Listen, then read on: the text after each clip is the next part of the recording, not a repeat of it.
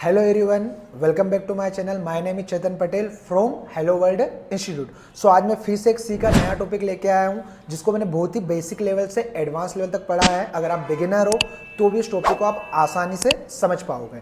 यहाँ पर मैंने पीडीएफ में नीचे नोट्स प्रोवाइड किए गए हैं इस टॉपिक के, जो बहुत ही सिंपल लैंग्वेज में है। एंड साथ में इस कोड का सोर्स कोड भी आपको नीचे मिल जाएगा। इस टॉपिक में हम जितने भी क्वेश्चन सोल्व करेंगे उनको आप नीचे एक्सेस कर सकते हो। एंड अगर आपको इस वीडियो में कोई भी डाउट आता है तो आप कमेंट कीजिए या मेरे व्हाट्सएप नंबर नीचे दिए गए हैं, इन पर मैसेज कीजिए। So let's start this topic. ये हमारा चैप्टर नंबर 41 और यहाँ पर हम पढ़ने वाले हैं पॉइंटर। सो पॉइंटर क्या होता है? पॉइंटर एक एडवांस लेवल का टॉपिक है और पॉइंटर को पढ़ने के बाद जब भी आप एडवांस प्रोग्रामिंग करोगे तो वहाँ पर हर एक चीज़ को बनाने के लिए पॉइंटर यूज़ होगा। लाइक आप डेटा स्ट्रक्चर की बात कर सकते हो, अगर आपने सुना हो लिंक लिस्ट हो गया, डबल लिंक लिस्ट हो गया, सर्कुलर लिंक लिस्ट हो गया, स्टैक हो गया, क्यू हो गया, ट्री हो गया, मैप हो गया। इन सभी तरह के डेटा स्ट्रक्चर को बनाने के लिए हम किसका यूज़ करते हैं? पॉइंटर का यूज़ करते हैं। तो पॉइंटर हम बिल्कुल बेसिक से पढ़ेंगे। तो आइए हम पॉइंटर पढ़ना स्टार्ट करते हैं। तो अगर मैं पॉइंटर के बारे में बात करूँ तो पॉइंटर को बहुत ही ईजी तरह से एक्सप्लेन करने वाला हूँ आपके सामने। तो पॉइंटर इन सी में पॉइंटर क्या होता है? तो देखो, पॉइंटर जस्ट एक स्पेशल टाइप का वेरिएबल होता है। पॉइंटर कुछ नहीं होता है, पॉइंटर जस्ट क्या होता है? एक वेरिएबल होता है। जैसे मैं आपको बताऊँ सिंपली कि एक नॉर्मल जो वेरिएबल होता है इंट ए, ये वेरिएबल क्या स्टोर करता है? डेटा स्टोर करता है, वैल्यू स्टोर करता है। ए में आप क्या स्टोर कर सकते हो? 12 स्टोर कर सकते हो। ए की वैल्यू चेंज करके आप 25 भी स्टोर कर सकते हो। बट पॉइंटर क्या होता है? वो भी एक वेरिएबल होता है, पर पॉइंटर कैसा वेरिएबल होता है? एक स्पेशल टाइप का वेरिएबल। स्पेशल टाइप का मतलब कुछ खास होगा उसके अंदर। तो पॉइंटर वेरिएबल ऐसे बनता है कि आप इंट लिखो और पॉइंटर वेरिएबल को एस्ट्रिक के सिंबल के साथ बनाया जाता है। नाम आप कुछ भी रख दो, आपने क्या रख दिया? पीटीआर रख दिया। तो जब भी कोई वेरिएबल बनाओगे और आगे आप एस्ट्रिक लगा दोगे तो वेरिएबल किस टाइप का कहलाएगा? पॉइंटर टाइप का। और जो पॉइंटर टाइप का वेरिएबल होता है वो सिंपली वैल्यू स्टोर नहीं करता है। पॉइंटर टाइप का वेरिएबल क्या स्टोर करता है? एड्रेस स्टोर करता है। तो भाई नॉर्मल वेरिएबल तो डाटा स्टोर करते हैं, पर जो पॉइंटर है ये किसी दूसरे वेरिएबल का एड्रेस स्टोर करता है। मतलब डाटा तो स्टोर करता ही नहीं है, इसका काम क्या है? एड्रेस को स्टोर करना। अब एड्रेस किसका स्टोर करेगा? आप अंदर से कंप्यूटर में कोई सा भी एड्रेस उठा के दोगे, स्टोर कर लेगा। या आपने कोई वेरिएबल बना, मान लो ये ए बना है, इसको भी एड्रेस मिला है तो आप एड्रेस ऑफ ए भी असाइन कर सकते हो। तो ऐसा कुछ हम देखने वाले हैं। तो अभी आपको टेंशन नहीं लेना है, हम इसको बिल्कुल डिटेल में देखेंगे। तो हम स्टार्ट करते हैं यहाँ से। A pointer is a special type variable that is used to store the memory address of another variable. तो सिंपल सा मैंने आपको बोला कि पॉइंटर क्या होता है? एक स्पेशल टाइप का वेरिएबल होता है जो क्या करता है? एड्रेस स्टोर करता है अनदर वेरिएबल का। पॉइंटर टाइप का वेरिएबल डेटा स्टोर नहीं करता है। Instant of holding a direct value, जैसे 10 और 20 ऐसे डायरेक्ट वैल्यू होल्ड नहीं करता है। A pointer holds the location address in memory where that value is stored। कि भाई ये क्या करता है? इन वैल्यूज़ को स्टोर नहीं करता है। मेमोरी के अंदर जहाँ ये वैल्यू स्टोर की गई है, कि मेमोरी में ऐसा डिब्बा है जहाँ पर 10 स्टोर हुआ है, उस डिब्बे का एक एड्रेस होता है, कुछ भी रैंडम। ठीक है, हर एक वेरिएबल का एड्रेस होता है, आपको पता होगा, इतना मैंने बहुत बार बताया। तो इस एड्रेस को स्टोर करने के लिए हम क्या यूज़ करते हैं? पॉइंटर। तो यहाँ पे क्या बोला गया? पॉइंटर होल्ड द लोकेशन या address in memory where the value is stored. कि डायरेक्ट वैल्यू को स्टोर नहीं करेगा, इसका जो एड्रेस है इस एड्रेस को स्टोर करेगा पॉइंटर टाइप का variable. Declared using the asterisk symbol. Pointer को जब भी बनाते हैं तो आप इंटीजर टाइप का पॉइंटर बना सकते हो, फ्लोट टाइप का पॉइंटर बना सकते हो, कैरेक्टर टाइप का पॉइंटर बना सकते हो, हर एक टाइप का पॉइंटर बना सकते हो। और जब भी आप पॉइंटर बनाओगे तो पॉइंटर क्या करता है? पॉइंटर को डिक्लेयर करने के लिए हम एस्ट्रिक सिंबल का यूज़ करते हैं। We can access the value stored at the address using the dereference pointer operator. अब एक्चुअली क्या होता है कि हम क्या कर सकते हैं कि आपने एक पॉइंटर बनाया, उस पॉइंटर से किसी वेरिएबल को पॉइंट करवाया। अब मैं करके बताऊँगा। पॉइंटर से आपने किसी वेरिएबल को, मान लो एक एक्चुअल वेरिएबल, इसके अंदर डाटा स्टोर है और ये पॉइंटर है, इस पॉइंटर में इसको पॉइंट करके रखा है। तो वो कहने का मतलब यहाँ पे ये इस पॉइंट का कि पॉइंटर के थ्रू अगर यहाँ पे रखी हुई वैल्यू को प्रिंट करना है तो उसको हम डी रेफरेंस ऑपरेटर द्वारा प्रिंट करते हैं, जो अभी हम प्रिंट भी करके बताएंगे कि पॉइंटर के पास जिस वेरिएबल का एड्रेस है उस वेरिएबल पे रखी हुई वैल्यू को एक्सेस करना हो तो पॉइंटर को डी रेफरेंस किया जाता है। The address of a variable is obtain using the address of operator, और किसी भी वेरिएबल का एड्रेस आपको ऑब्टेन करना है तो हम एड्रेस ऑपरेटर का यूज़ करेंगे। अब इसको सिंपली समझते हैं। यहाँ पर एक प्रोग्राम में मान लो, और ये प्रोग्राम मैं आपको अभी प्रैक्टिकल करके बताऊंगा। तो यहाँ पर आपको दिखाई दे रहा होगा, तो ये अपना एरिया है, इस एरिया में समझना आप, ठीक है।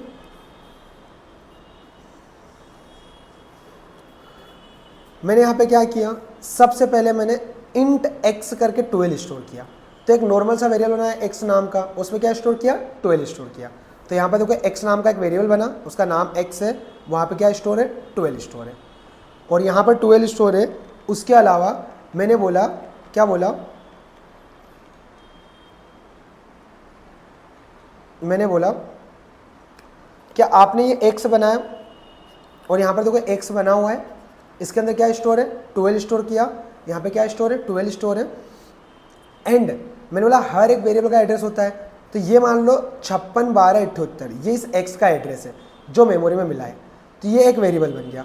फिर मैंने एक पॉइंटर टाइप का वेरिएबल बनाया। पॉइंटर टाइप का वेरिएबल कैसे बनता है, अब इंटीजर टाइप के वेरिएबल को, ये इंटीजर टाइप का वेरिएबल है, अगर आपको इस वेरिएबल का ये एड्रेस स्टोर करना है पॉइंटर के अंदर, तो आपको पॉइंटर इंटीजर टाइप का बनाना पड़ेगा। अगर फ्लोट टाइप का वेरिएबल होता तो आप फ्लोट टाइप के पॉइंटर बनाते हैं। तो इंट लिखा और पॉइंटर का नाम कुछ भी रखो, मैंने यहाँ ptr यूज़ किया है, आप हाई बाय हेलो कुछ भी रख सकते हो जो आइडेंटिफायर के रूल है, पर आगे क्या लगा दो, एस्ट्रिक का सिंबल। तो ये क्या, पॉइंटर डिक्लेरेशन। फिर पॉइंटर क्या करता है, नॉर्मल वैल्यू स्टोर नहीं करता है। ये मान लो आपने ऐसे जब किया, ये इतना सा लिखा ऊपर वाला, तो एक ऐसा डिब्बा बन गया, भाई ये भी वेरिएबल है पॉइंटर भी, इसका नाम क्या है, ptr, और इसका भी कुछ ना कुछ एड्रेस रहेगा। पर अभी पॉइंटर के एड्रेस की हमें नीड नहीं है, पर इसके अंदर यहाँ पर आप डेटा स्टोर नहीं कर सकते। यहाँ पर आप क्या स्टोर कर सकते हो, किसी अनोदर वेरिएबल का एड्रेस। तो भाई ये अपना x वेरिएबल है, इसका ये एड्रेस यहाँ देखो मैंने यहाँ पे स्टोर किया है, तो इसका ये एड्रेस यहाँ स्टोर किया। कैसे किया, ptr is equal to address of x। Address of x से क्या होगा, इस x नाम के वेरिएबल का आपको ये 56 12 78 एड्रेस मिल जाएगा। उसको अपने कहाँ स्टोर कर लिया, ptr में स्टोर कर लिया, स्टोर एड्रेस ऑफ x। अब ये दोनों आपस में क्या हो गए, कनेक्ट हो गए। मतलब ये पॉइंटर है, पॉइंटर का किसका एड्रेस स्टोर है, x का, और x की वैल्यू क्या है, 12। अब मैं यहाँ पे कुछ चीज़ें प्रिंट करके बता रहा हूँ। अगर आप सिंपली वैल्यू ऑफ x करके परसेंटाइल d से x को प्रिंट करोगे, सिर्फ आप x को प्रिंट करोगे, सुनना यहाँ पे चलो, x को प्रिंट करोगे तो x में क्या रखा हुआ है, 12, तो यहाँ पे क्या प्रिंट होगा, 12 प्रिंट होगा, ठीक है। अगर आप एड्रेस ऑफ x को प्रिंट करोगे, यही देखना है, यहाँ मैं समझा रहा हूँ, तो एड्रेस ऑफ x से क्या प्रिंट होगा आपको, 56 12 78। अगर आप ptr को प्रिंट करोगे तो भाई ptr में क्या है, ptr का तो वैल्यू रखा है 56 12 78, तो यहाँ भी क्या आएगा, 56 12 78। और अगर डी रेफरेंस ऑफ ptr करोगे, इसको बोला जाता है पॉइंटर को डी रेफरेंस करना।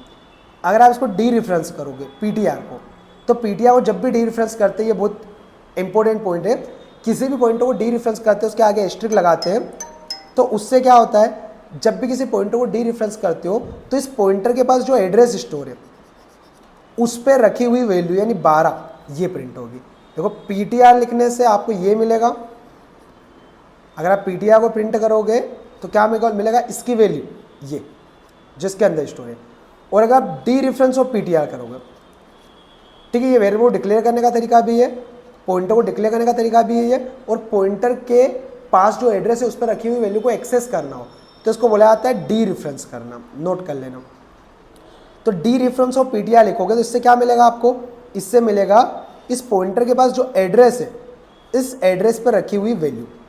पॉइंटर का एड्रेस है 56 12 78, ये एड्रेस कहाँ पे, मेमोरी में, ये यहाँ पे, और इस पर वैल्यू क्या रखी है, 12। तो यहाँ पर देखो आप x लिखा आपने, वैल्यू ऑफ x, तो आपका क्या 12 प्रिंट होगा। एड्रेस ऑफ x और एड्रेस ऑफ x लिखा आपने, तो 56 12 78। ptr को प्रिंट करोगे तो ptr में क्या स्टोर है भाई, एड्रेस ऑफ x सही है, तो यहाँ भी 56 12 78। और अगर डी रेफरेंस ऑफ ptr करोगे तो डी रेफरेंस ptr से क्या मिलेगा आपको, 12 मिलेगा। उसको बोलता है डी रेफरेंस ऑफ ptr, कि भाई आप पॉइंटर से किसी का एड्रेस तो स्टोर करवा लोगे और पॉइंटर के पास उस मेमोरी का एड्रेस भी स्टोर रहेगा, पर उस मेमोरी का एड्रेस पॉइंटर के पास है, उस मेमोरी के अंदर रखी वैल्यू एक्सेस करना है, तो पॉइंटर को डी रेफरेंस करो, और डी रेफरेंस करने का तरीका क्या होता है, एस्ट्रिक पीटीआर। इससे हम एक पॉइंटर को क्या कर सकते हैं, डी रेफरेंस कर सकते हैं। तो इसको समझते हैं अपन, बनाकर देखते हैं। तो मैं VS कोड पे आया, यहाँ मैंने सिंपल सा 118 नंबर का प्रोग्राम बना के रखा है, ptr.c पॉइंटर एग्जाम्पल इन सी। देखो सबसे पहले मैं क्या करूँगा, इंट x बनाऊँगा, इससे कंटेनर बनेगा, ये कुछ ऐसा यहाँ पे जो बना हुआ है।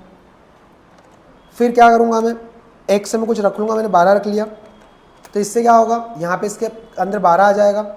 फिर मैं इंट और अगर एस्ट्रिक करके ptr लिखूँगा तो एक किस टाइप का वेरिएबल बनेगा, ये पॉइंटर टाइप का वेरिएबल। अब ये ptr के अगर एस्ट्रिक लगाए, किसी वेरिएबल के आगे एस्ट्रिक लगाओगे अब तो पॉइंटर बन जाएगा। अब क्या पॉइंटर नॉर्मल डाटा स्टोर करता है क्या, नहीं, ये किसी अनोदर वेरिएबल का एड्रेस स्टोर करता है। तो ptr उसमें क्या स्टोर करूँगा मैं, एड्रेस ऑफ x। तो एड्रेस ऑफ x लिखने से क्या होगा, इस x का एड्रेस ptr में आ जाएगा। ये x का एड्रेस है यहाँ पर 56 12 78, ये कहाँ चले जाएगा, ptr की वैल्यू के रूप में। तो ptr की वैल्यू के रूप में चला गया। अब मैंने बोला इसके बाद ये आपस में कनेक्ट हो गए। अगर आप यहाँ पे लिखोगे value of x is equal to %d/n और यहाँ पे क्या लिखोगे, x लिखोगे, तो इससे क्या होगा, x की वैल्यू प्रिंट होगी, ये पता है आपको। तो यहाँ पर देखिए क्या प्रिंट हो रहा है, x की वैल्यू, और यहाँ पर x की वैल्यू प्रिंट हुई। बट अगर आप क्या लिखते हो, value of address of x, तो एड्रेस ऑफ x लिखोगे अगर यहाँ पे आप, तो इससे आपको क्या मिलेगा, इस x का एड्रेस मिलेगा, यानी क्या 56 12 78। पर ये 56 12 78 नहीं मिलेगा, मेमोरी में जो भी एड्रेस खाली रहेगा वो आपको मिल जाएगा, मतलब वो x को मिला हुआ है। तो यहाँ पर भी एड्रेस कौन सा प्रिंट होगा, इस x का प्रिंट होगा। तो 56 78 नहीं प्रिंट होगा, कुछ भी एक एड्रेस प्रिंट होगा जो इस x को मिला है, एड्रेस ऑफ x करने से। तो यहाँ पर आप देखो एक रैंडम सा क्या मिला, उसे एड्रेस मिला, और यहाँ पे क्या मिला, 12 मिला। फिर वैल्यू ऑफ ptr, अगर आप ptr की वैल्यू भी प्रिंट करोगे तो ptr की वैल्यू भी क्या है भाई, यही है, एड्रेस ऑफ x है, तो आप ptr कर लो, और आप डिस्प्ले करवाओगे तो यहाँ की वैल्यू और यहाँ की वैल्यू आपको सेम मिलेगी। And value of D reference ptr, और यहाँ पे क्या लगाओगे आप, एस्ट्रिक। अगर आप ptr लिखोगे तो ptr के अंदर वैल्यू के रूप में क्या स्टोर है, 56 12 78, और अगर डी रेफरेंस ptr करोगे, इसको बोला जाता है डी रेफरेंस करना पॉइंटर को, तो आपको क्या मिलेगा, यहाँ पे आपको मिलेगा इसकी प्लेस पे 12, कि किसी पॉइंटर को डी रेफरेंस करते हैं तो पॉइंटर का जो एड्रेस स्टोर है उस पर रखी हुई वैल्यू आपको प्रिंट हो जाएगी। तो यहाँ पर देखो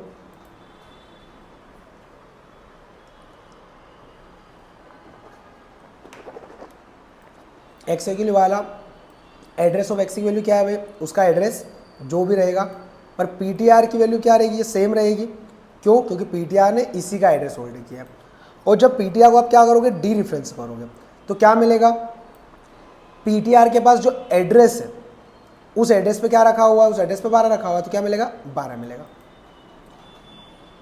देखो अभी हम जस्ट समझ रहे हैं पॉइंटर होता क्या है, पॉइंटर क्या क्या कर सकता है, फिर हम इसी में आगे अभी मैं आपको बताने वाला हूँ कि पॉइंटर बनाया क्यों गया है।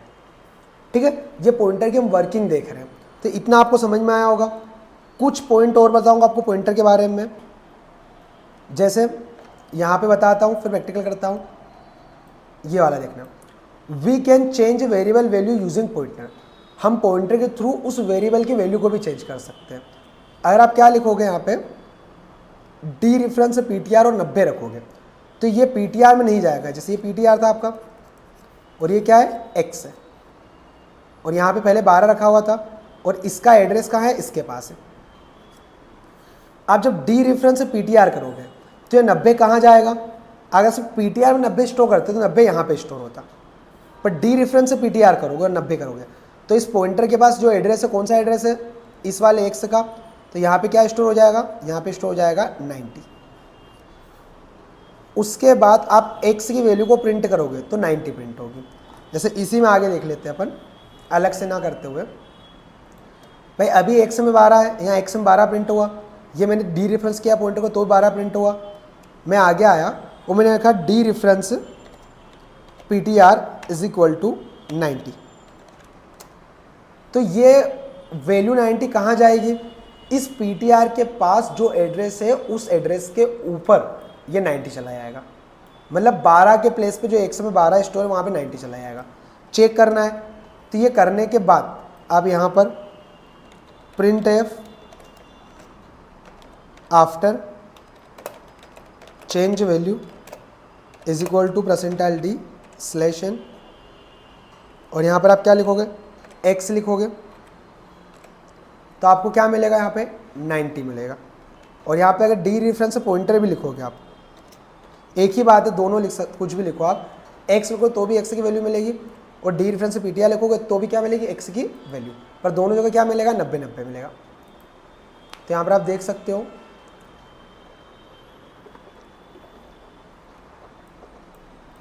90-90। तो ये पॉइंटर भी नोट कर लेना आप। We can change variable value using pointer. कब? जब उस पॉइंटर के पास उस वेरिएबल का एड्रेस स्टोर हो। अगला, when we increase pointer value by 1 it's increase by 4 if pointer type is integer. Let's see, अगर आप किसी भी पॉइंटर को प्लस प्लस, जैसे पॉइंटर पीटीआर है अपना, इसको आपने प्लस प्लस किया, तो आपको पता है सिंपल सा वेरिएबल अगर आई में 1 है, आप आई को प्लस प्लस करते हो तो आपको क्या होता है कि भाई आई की जो वैल्यू 1 है वो क्या बन जाती है? 2 बन जाती है। कि आई में यहाँ पे आपने 1 रखा है, आई प्लस प्लस में क्या हो जाएगा? आई की वैल्यू, अगर मैं प्रिंट करूंगा आई को, तो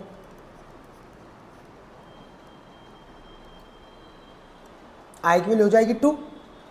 बट अगर किसी पॉइंटर को प्लस प्लस करते हैं तो पॉइंटर की वैल्यू 4 से इंक्रीज होती है। अगर पॉइंटर किस टाइप का हो? इंटीजर टाइप का। अगर पॉइंटर कैर टाइप का होगा तो उसकी वैल्यू 1 से बढ़ेगी, इंटीजर टाइप का है तो 4 से बढ़ेगी। ऐसा क्यों? क्योंकि पॉइंटर किसको पॉइंट करता है? पॉइंटर पॉइंट करता है एड्रेस को। भाई आपने एक पॉइंटर से पॉइंटर किया इस 1244 को, मान लो x का एड्रेस है, यहाँ पे रखा हुआ है कुछ भी 25-25 रखा हुआ है। अगर आपका पॉइंटर पॉइंट कर रहा है इसको, आप पीटीआर को प्लस प्लस करोगे तो ये 4 से क्यों बढ़ता है? क्योंकि जो ये x नाम का वेरिएबल है इसको कितनी बाइट मिलती है? 4 बाइट। तो 1244 से लेकर 1245, 1246, 1248, ये 4 बाइट तो x के पास ही है।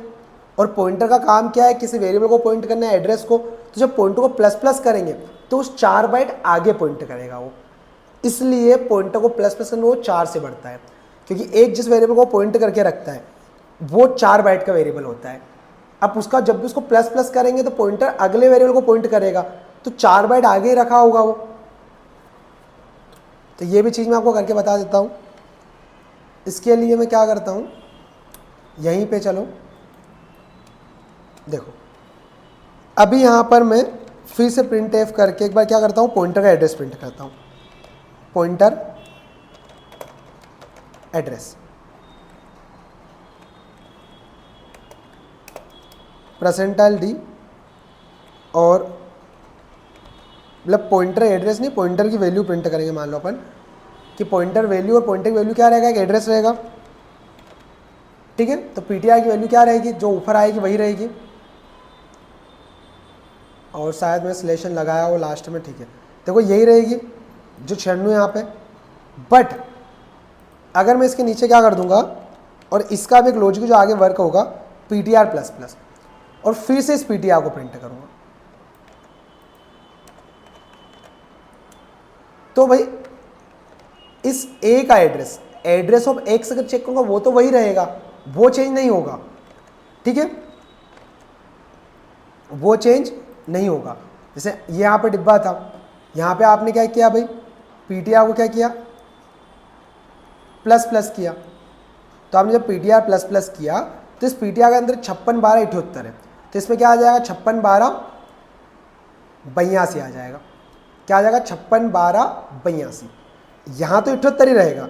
अब क्या ये पॉइंटर इसको पॉइंट कर रहा है क्या? नहीं, क्योंकि आपने इसके अंदर एड्रेस किसका रख दिया है भाई? इसमें आपने एड्रेस रख दिया है 56 12 82। जैसे आप पीटीआर प्लस प्लस करोगे इसके अंदर एड्रेस 56 12 82 हो जाएगा।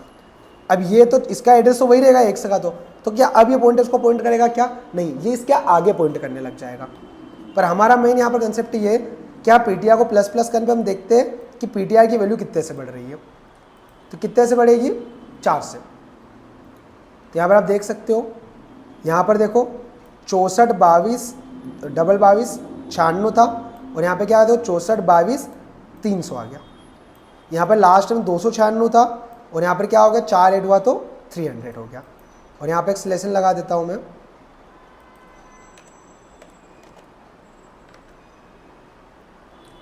तो इतना आपको समझ में आया होगा। और ये भी ध्यान रखना, पॉइंटर का टाइप के ऊपर डिपेंड करता है। ये आपको करके देखना है, आपको पॉइंटर बनाना है कैरेक्टर टाइप का, और इसमें आपको कैरेक्टर क्या एड्रेस होल्ड करवाना है। और इसको अगर कैरेक्टर को प्लस प्लस करोगे तो कैरेक्टर को 1 बाइट लगती है स्टोर में, तो कैरेक्टर का पॉइंटर 1 बाइट से बढ़ेगा। अब कुछ नोट्स है, इंपॉर्टेंट पॉइंट है कि भाई आप पॉइंटर किसी भी टाइप का बना लो, each pointer variable has the same size. Pointer किसी भी टाइप का बना लो, उसका साइज सेम होता है।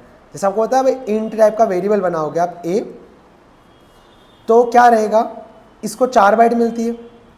अगर के टाइप का आप बनाओगे कुछ CHAR इसको 1 बाइट मिलती है। अगर आप डबल टाइप का बनाओगे, डबल भी क्या है, फ्लोट के जो डेल्टा टाइप है, डबल टाइप का आपने डी टाइप का वेरिएबल बनाया तो इसको कितने मिलेगी, 8 बाइट मिलेगी। तो इसको 4 मिल रही है, इसको 1 मिल रही है, इसको 8 मिल रही है। पर अगर आप ये पॉइंटर टाइप के बनाते या इस टाइप का क्या बनाते हैं, पॉइंटर बनाते कि भाई आपने ए क्या बनाया, एक पॉइंटर बनाया एस्ट्रिक रख करके, ये भी पॉइंटर बनाया, ये भी क्या बनाया, एक पॉइंटर बनाया। तो जब भी आप पॉइंटर बनाते हो किसी भी डेटा टाइप का, तो सब की साइज़ क्या होती है, सेम होती है। वो डिपेंड करेगा या सबको 4 बाइट मिलेगी या सबको क्या मिलेगी, 8 बाइट मिलेगी। किसी भी टाइप का पॉइंटर बना लो आप, उसकी साइज़ सेम होती है। क्यों सेम होती है? क्योंकि किसी भी टाइप का पॉइंटर है वो स्टोर तो क्या करेगा, एड्रेस करेगा। अब जब मेमोरी में एड्रेस को स्टोर कर रहा है तो एड्रेस को स्टोर होने के लिए क्या कंटेनर छोटा बड़ा चाहिए, क्या नहीं चाहिए। इसलिए जितने भी पॉइंटर बनाते हो आप किसी भी टाइप का बनाना, और यहाँ पे देखो तरीका बताया मैंने, यहाँ पर जैसे पॉइंटर बने हुए भी है, यहाँ पर ये पॉइंटर बने हुए हैं। ये प्रोग्राम आपको ही बनाना है साइज चेक करने के लिए। एक पॉइंटर P1 बनाया मैंने इंटीजर टाइप का, एक कैरेक्टर टाइप का बनाया, एक फ्लोट टाइप का, एक डबल टाइप का। अब ये सारे पॉइंटर है, अगर विदाउट पॉइंटर एस्ट्रिक नहीं लिखा रहता तो सबको अलग अलग बाइट मिलती। Size of inter pointer %d, और ऐसे साइज ऑफ के अंदर P1 पास कर देना। आप पास करके देखना VS कोड पे आपको 8 बाइट मिलेगा। ऐसे P2 को भी चेक करोगे तो 8 बाइट, P3 को भी 8 बाइट और P4 को भी 8 बाइट। और सबके पॉइंटर अलग अलग टाइप के हैं। पर कब कौन से टाइप का पॉइंटर बनाना चाहिए, सिंपल सा याद रखो। अगर आप इंटीजर टाइप का वेरिएबल है a और आपको इसको पॉइंट करवाना है तो आपका पॉइंटर किस टाइप का रहेगा, एस्ट्रिक इंटीजर टाइप का। और यहाँ पर एड्रेस ऑफ a स्टोर कर दो, तो इस a का एड्रेस आपने क्या कर दिया, स्टोर कर दिया। अगर फ्लोट टाइप का वेरिएबल है उसका एड्रेस स्टोर करवाना है तो फ्लोट टाइप का पॉइंटर बनाइए। अब यहाँ पर अपन अगला देख रहे हैं कंसेप्ट है पॉइंटर टू अरे।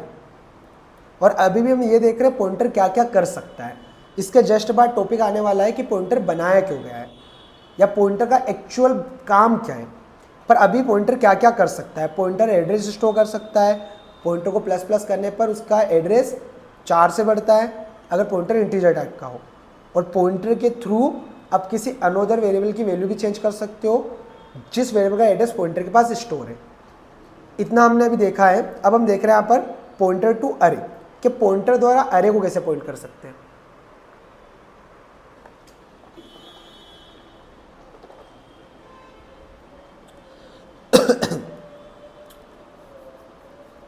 देखो यहाँ पर ptr लिख लेना आप, ये मिस्टेक हो गया है। सबसे पहले a pointer to array is a pointer that store the base address of an array. भाई पॉइंटर टू अरे में क्या कर सकते हैं अपन, पॉइंटर द्वारा अरे का एड्रेस भी स्टोर कर सकते हैं।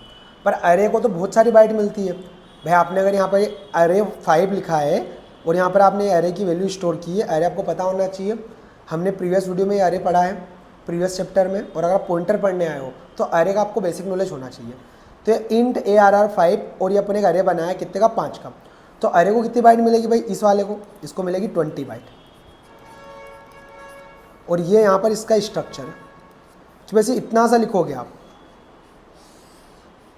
Int ARR5 is equal to अरे ARR5 स्क्वायर ब्रैकेट में 5 लिखा, इससे आपको 5 एलिमेंट को स्टोर करने के लिए मेमोरी मिल गई, जो टोटल कितनी बाइट रहेगी 20 बाइट। 20 बाइट क्यों रहेगी, क्योंकि इसमें 5 एलिमेंट स्टोर है और इंटीजर ऐप के हर एक एलिमेंट को स्टोर करने के लिए 4 बाइट चाहिए।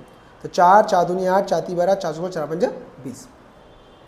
और जब ऐसा इतना सा लिखते हो तो मेमोरी के अंदर ऐसा इंडेक्स मिल जाता है 0 1 2 3 4, और जो एलिमेंट है 10 20 30 40 50 ऐसे स्टोर हो गए।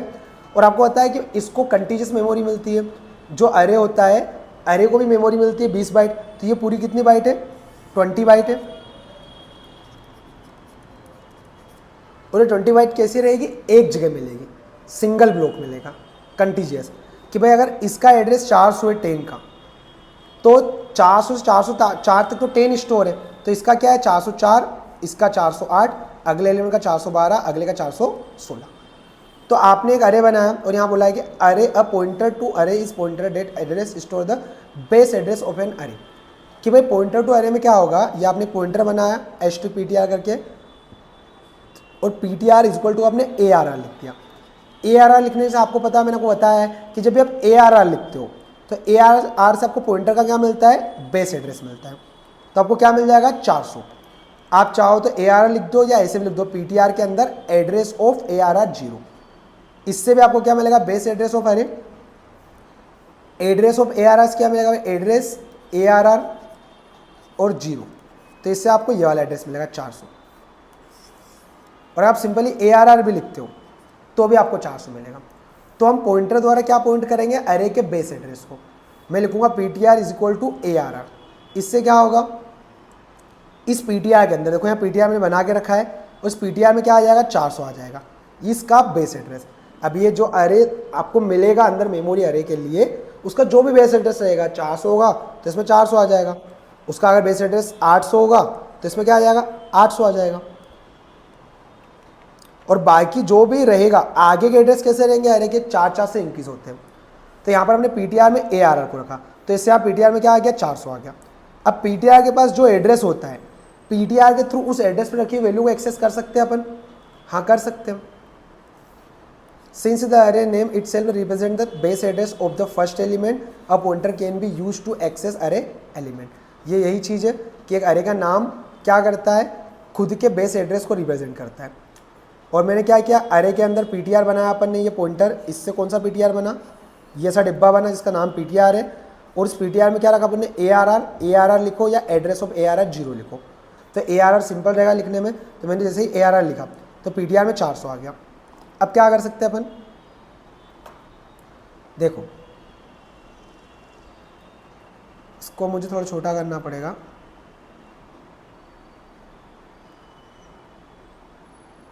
चलो इसको समझते हैं अपन। देखो यहां पर क्या है भाई, अपन ने आपने सबसे पहले क्या लिखा है यहाँ पे, ptr में क्या आ गया 400 आ गया। फिर मैं बताया कि ptr के पास जो एड्रेस होता है उस पर रखी वैल्यू को आप एक्सेस कर सकते हो। तो आप क्या लिखोगे यहाँ पे, डी रेफरेंस ptr, और परसेंटाइल डी से आपने डी रेफरेंस ptr को प्रिंट करवाया। तो इससे आपको क्या मिलेगा, किसी भी पॉइंटर को डी रेफरेंस करते हो तो उसके एड्रेस पे रखी हुई वैल्यू, तो ptr के पास क्या एड्रेस है 400 है, और 400 पे क्या रखा हुआ है 10 रखा हुआ है। तो आपको यहाँ पे क्या मिल जाएगा 10 मिल जाएगा। फिर आप ptr को प्लस प्लस करते हो, तो ये मैंने आपको अभी पढ़ाया जस्ट पहले कि जब भी पॉइंटर को प्लस प्लस करते हो तो उसका एड्रेस 4 से बढ़ जाता है। तो ptr के अंदर 400 रखा था, तो ptr में क्या आ जाएगा यहाँ पे 404, मतलब ptr ऑटोमेटिकली किसको पॉइंट करने लग जाएगा, अरे के सेकंड एलिमेंट को। जब फिर इसको आप क्या करोगे, डी रेफरेंस करोगे ptr को, तो अभी ptr में क्या रखा हुआ है 404 रखा हुआ है, तो उस पर रखी वैल्यू क्या प्रिंट हो जाएगी, 404 रखी हुई 20, तो क्या प्रिंट हो गया यहाँ पे देखो 20। ऐसे ही आप ptr को प्लस प्लस करोगे अगेन, तो अब ptr में क्या आ जाएगा, अब ptr में आ जाएगा 408, तो यहाँ पे डिब्बे में क्या आ जाएगा 408, यानी ऑटोमेटिकली ptr किसको पॉइंट करेगा, अगले एड्रेस को। फिर इसको डी रेफरेंस करोगे आप ptr, डी रेफरेंस से ptr, तो आपको क्या मिल जाएगा इस बार मिल जाएगा आपको 30। फिर ptr को प्लस प्लस करोगे तो ptr में यहाँ पे क्या आ जाएगा 412, फिर इसको डी रेफरेंस करोगे ptr को तो क्या मिल जाएगा 40। तो हमें अरे का बस बेस एड्रेस मिल जाता है पॉइंटर को, तो पॉइंटर उस बेस एड्रेस के माध्यम से अरे के हर एक एलिमेंट को एक्सेस कर सकता है। करके देख लेते हैं एक बार। 118 के बाद 119 पॉइंटर डॉट सी, टॉपिक का नाम रख लेते हैं पॉइंटर टू अरे, पॉइंटर टू अरे CL। यहाँ पर इंट एक अरे बनाते हैं 5 का, और यहाँ पे क्या रखा 12 34 56 78 90। फिर मैंने इसको पॉइंट करवाया तो एक पॉइंटर लिया, और PTR में क्या रखूँगा मैं ARR। इससे क्या मिल जाएगा भाई, इसका बेस एड्रेस मिल जाएगा, इस 12 का एड्रेस मिल जाएगा बेस एड्रेस PTR को, इस पूरे एरे का पहला एड्रेस जो 12 को रिप्रेजेंट करता है। फिर आप क्या करोगे, एक फॉर लूप चला लो, i को 0 से स्टार्ट करो, i जब तक छोटा है 5 से i प्लस प्लस। अब देखो अरे के एलिमेंट को आप इंडेक्सिंग द्वारा तो एक्सेस कर ही सकते हो, कि जो अरे के एलिमेंट है अगर आप अंदर लिख दोगे यहाँ पर एक i भी डिक्लेयर कर लो कोमा i, ठीक है। ये यहाँ पर पॉइंटर टाइप का वेरिएबल है और ये i नॉर्मल टाइप का वेरिएबल है। अब यहाँ पे आप क्या करोगे, एक तो तरीका ये है कि आप प्रिंट एफ करके ऐसे भी कर सकते हो %d स्पेस और ARR ऑफ i। इससे क्या होगा, अरे के एलिमेंट प्रिंट हो जाएंगे, ये आपको पता होना चाहिए। तो अभी मैंने पॉइंटर के अंदर अरे को स्टोर किया है, पर अरे के एलिमेंट कैसे प्रिंट कर रहा हूँ मैं, अरे इंडेक्सिंग के माध्यम से ही कर रहा हूँ। तो यहाँ पर अरे के एलिमेंट सारे प्रिंट हो जाएंगे।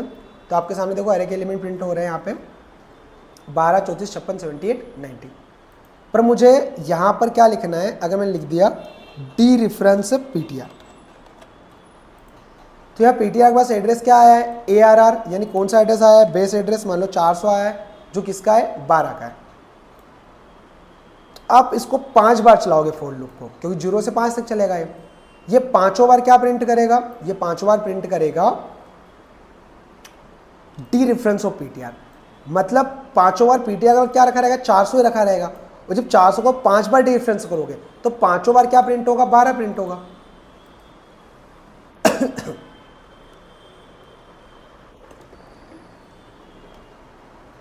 यहाँ पर देखो 5 बार क्या प्रिंट हुआ, 12 प्रिंट हुआ। पर अगर मैं इसके अंदर यहाँ पे क्या कर दूँ, PTR प्लस प्लस कर दूँ, इससे क्या होगा, मैंने आपको बताया कि सबसे पहले तो यहाँ पे 400 डी रेफरेंस होगा तो आपको 12 मिलेगा। फिर जब PTR प्लस प्लस होगा तो PTR के अंदर क्या आ जाएगा, 404 आ जाएगा। फिर अगली बार लूप चलेगा तो यहाँ पर 404 डी रेफरेंस होगा, तो 404 जब डी रेफरेंस होगा तो क्या मिलेगा आपको, 34 मिलेगा। फिर PTR प्लस प्लस होगा तो यहाँ पे क्या हो जाएगा 408। फिर अगली बार 408 डी रेफरेंस होगा तो आपको 56 मिलेगा, और ऐसे एक एक वैल्यू एक्सेस हो जाएगी। मैं इसको रन किया और यहाँ पर आप देखोगे 12 34 56 78 90। तो आपने क्या कर दिए, अरे के सारे एलिमेंट प्रिंट कर दिए, प्रिंट एफ करके लिख दो यहाँ पर ऊपर अरे एलिमेंट आर, और किसका यूज़ किया आपने, पॉइंटर का यूज़ किया।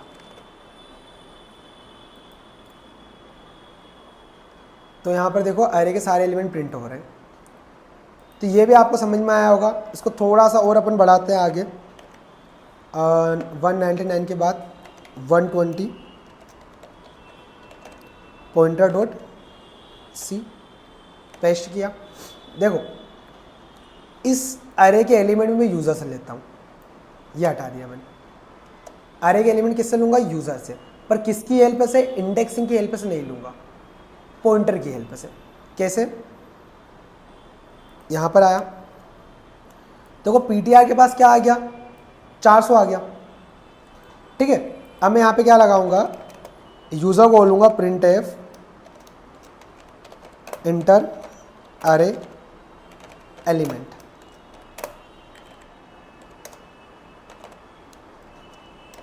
और क्या लगाऊंगा, एक for loop i is equal to 0, i जब तक छोटा हो किससे, 5 से, i plus plus scanf %d। चलो पहले एक बार बता देता हूँ कि ऐसे लिखोगे अरे ऑफ i, और क्या लिखोगे यहाँ पे, एड्रेस अरे ऑफ i। तो ये तो हमने यूज़र से अरे के एलिमेंट लिए हैं, पर किसकी हेल्प से लिए हैं यहाँ पर, अभी अपन ने अरे के हेल्प से लिए हैं। ये फॉर लूप 5 बार चलेगा, ये स्कैन है परसेंटाइल डी से हर बार एक एक नई वैल्यू लेगा और पहले एड्रेस 0 इंडेक्स पे रखेगा, फिर एड्रेस ऑपरेटर लगा के अरे के 1 इंडेक्स पे रखेगा, ऐसे पांचों पे रखेगा, फिर हम पॉइंटर की हेल्प से क्या करेंगे, उसको एक्सेस करेंगे। तो ये भी आपके सामने चलेगा, यूज़र जो भी वैल्यूज़ देगा वो क्या होगी, डिस्प्ले होगी। तो आपने दे दिया यहाँ पे 2 5 8 9 एंड 4 रन किया, तो अरे एलिमेंट आर क्या क्या आ गया, 2 5 8 9 4। बट मैं यहाँ पर क्या लिखूँगा, अरे का नाम ना लिखते, मैं यहाँ पे क्या लिखूँगा, PTR लिखूँगा जस्ट। अब देखो PTR के साथ एड्रेस ऑपरेटर नहीं लगेगा, क्योंकि PTR के अंदर डायरेक्ट एड्रेस स्टोर होता है।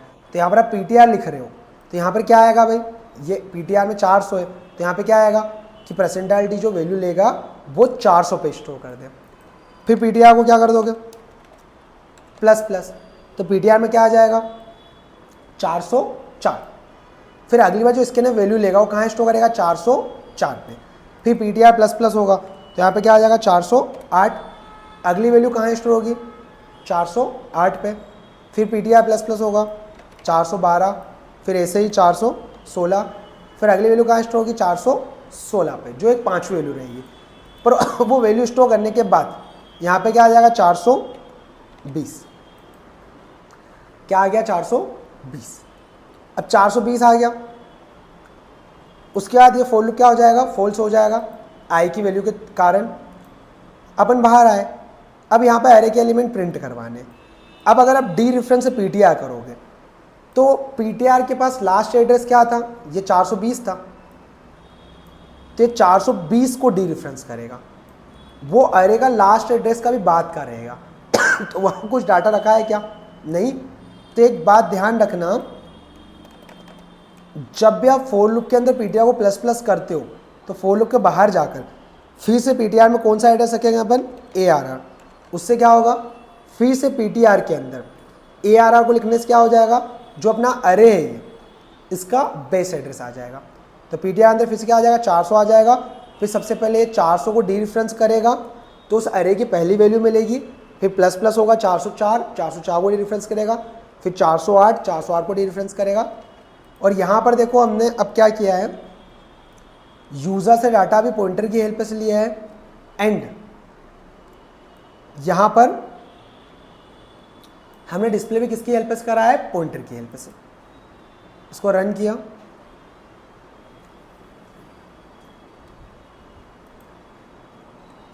मैंने दिया 12 34 56 78 90 इंटर। तो देखो ये डिस्प्ले हो गया मेरा 12 34 56 78 90।